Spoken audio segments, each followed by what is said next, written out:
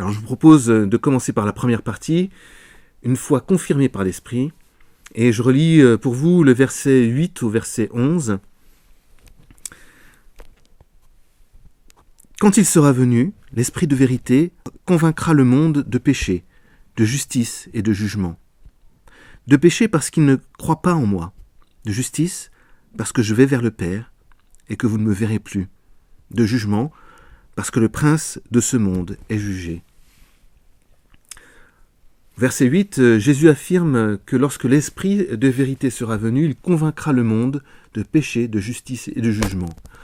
Alors tout d'abord, avant d'expliquer ce que ça veut dire, j'aimerais faire une remarque sur les faits que provoquent en moi ces versets.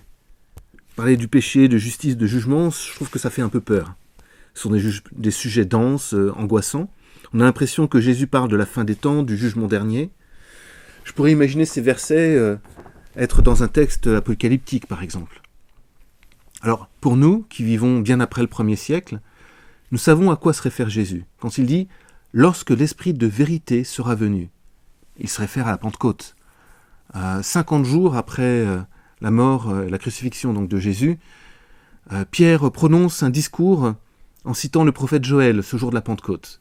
Et ce texte de Joël commence ainsi « dans les derniers jours ».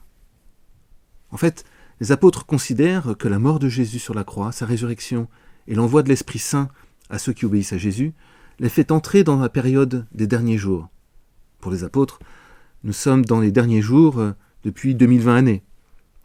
Alors, parce que la justice, parce que le péché, la justice et le jugement ont été exposés de façon unique. Qu'est-ce que ça veut dire ? Alors, pour mieux comprendre ce que pensent les apôtres, je vous propose de vous mettre à la place des habitants de Jérusalem 50 jours après la crucifixion de Jésus, ce jour de la Pentecôte. C'est ce qui est relaté dans le livre des Actes au chapitre 2. Ce jour-là, des Juifs de tout pays qui sont venus en foule célébrer la Pâque à Jérusalem, ne sont pas encore repartis dans leur pays d'adoption.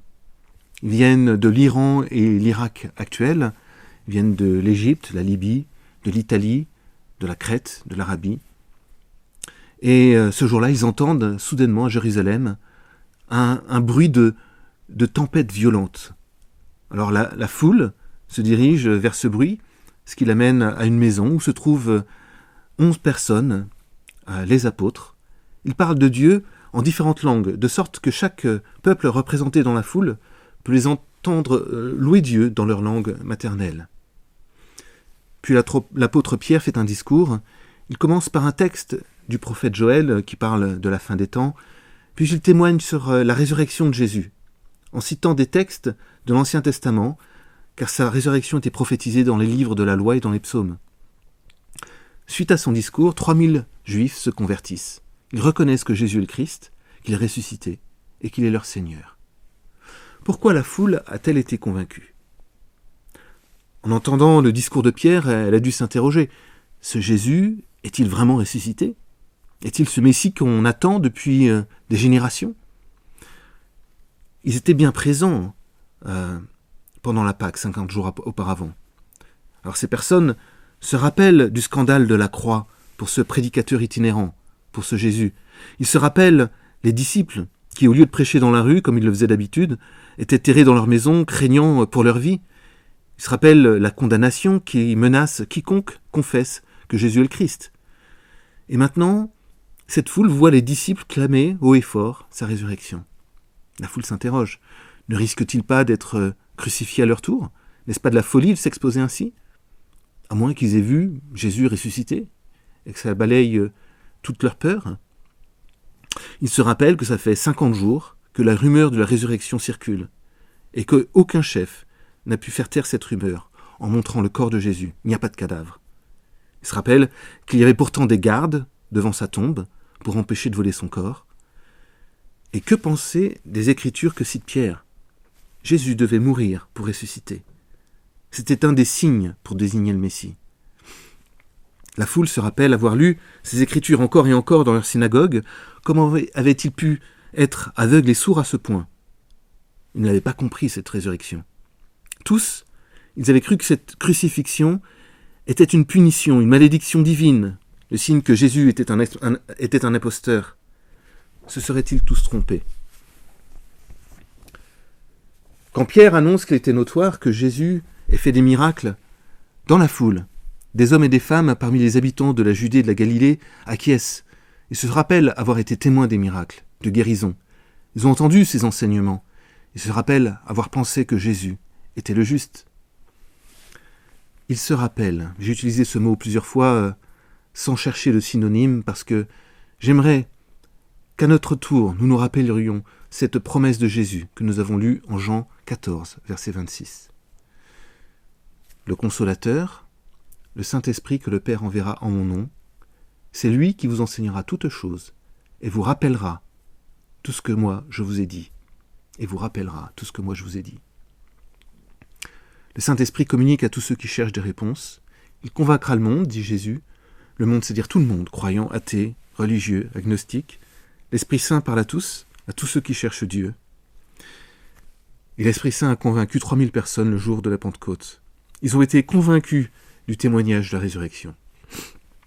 Et en croyant la résurrection, ils ont été convaincus de leur péché, c'est-à-dire de leur égarement, de leur erreur de ne pas avoir cru en Jésus. Voilà pourquoi Jésus dit, au verset 8, « Lorsque l'Esprit de vérité sera venu, il convaincra le monde de péché. »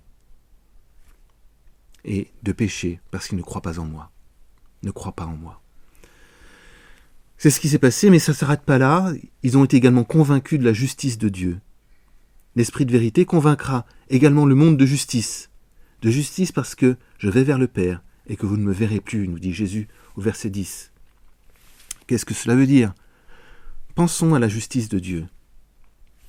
Il est légitime de s'interroger sur la justice de Dieu quand on voit le malheur dans le monde. Les famines, les crimes, tous les malheurs. Beaucoup se demandent si Dieu est juste quand ils voient toutes ces injustices.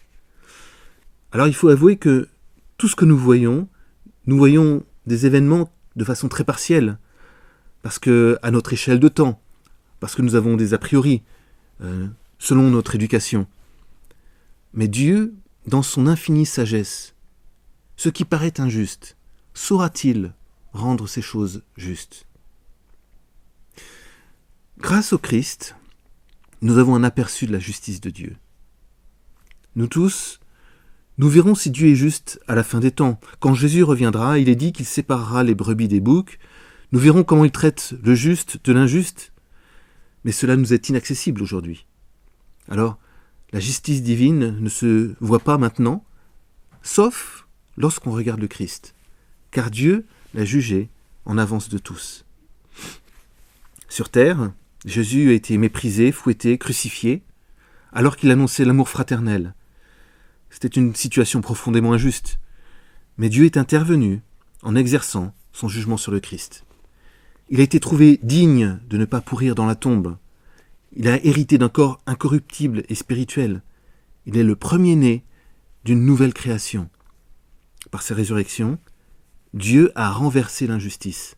Lorsqu'on regarde à Jésus, nous pouvons comprendre que la justice divine existe, malgré notre monde présent, qui nous paraît injuste.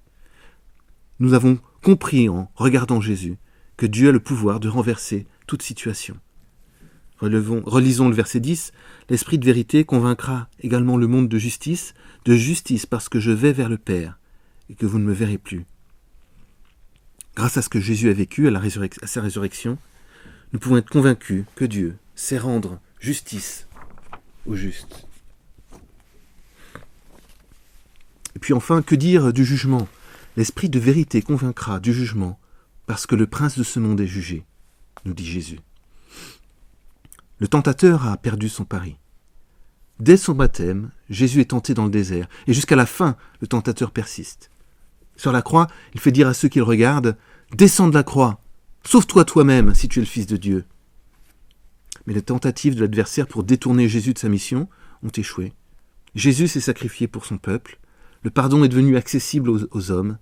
Non seulement Jésus a ressuscité, et en cela il a ouvert la voie de l'éternité à tous les hommes, mais en plus il offre son esprit aux hommes. L'adversaire a échoué.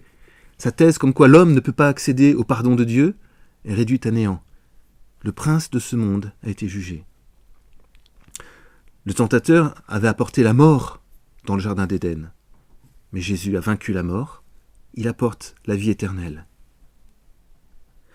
Si le tentateur, dans ces derniers jours, se débat pour faire le mal, si nous méditons sur la résurrection du Christ, sur l'envoi de l'Esprit aux hommes, eh bien, ça nous convainc du jugement définitif de l'adversaire. Son plan a échoué.